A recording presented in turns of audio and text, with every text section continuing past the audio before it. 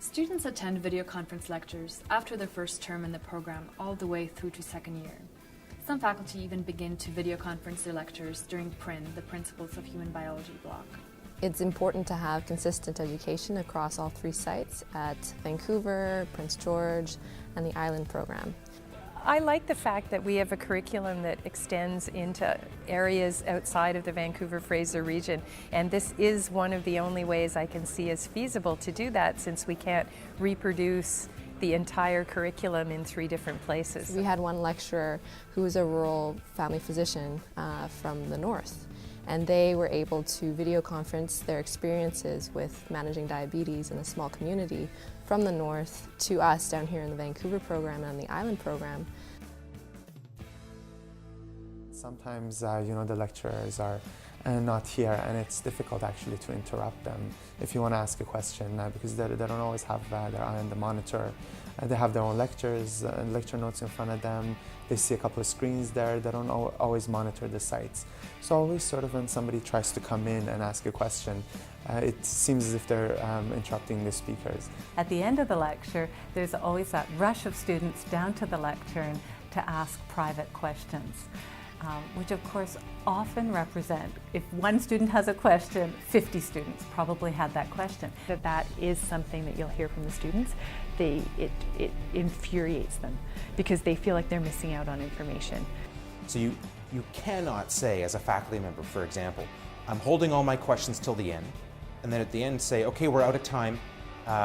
We're done the lecture now. If anybody wants to ask me questions, I'll be just outside the lecture hall. I mean, that's ridiculous. There's students if you're lecturing in Vancouver, there's students in Victoria and Prince George who cannot ask you questions, so you can't do that. I think the best way for instructors to keep us engaged when they're lecturing from a distant site is to make sure they speak at the camera once in a while. Try not to forget that they're teaching to an audience out there as well as the one in front of them. I don't know, just little things that show that they know that we're actually there. So I asked them, can you see me? Can you hear me? Could you wave your hand?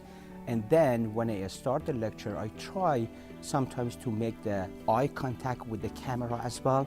In that case, I think the other side, the student, they won't feel kind of the left out with the lecture, and then they would have this feeling that the instructor is present in their site. Hello to UNBC, Prince George. Hi, you guys. It was really nice to see you yesterday. Force myself to pause at least once, if not twice, during the lecture and actually ask the students in the distributed sites if they have questions.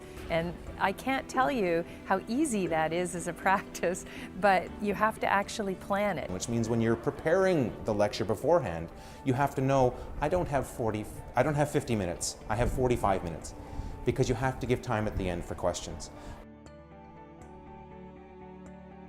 Building rapport across distances does not happen automatically.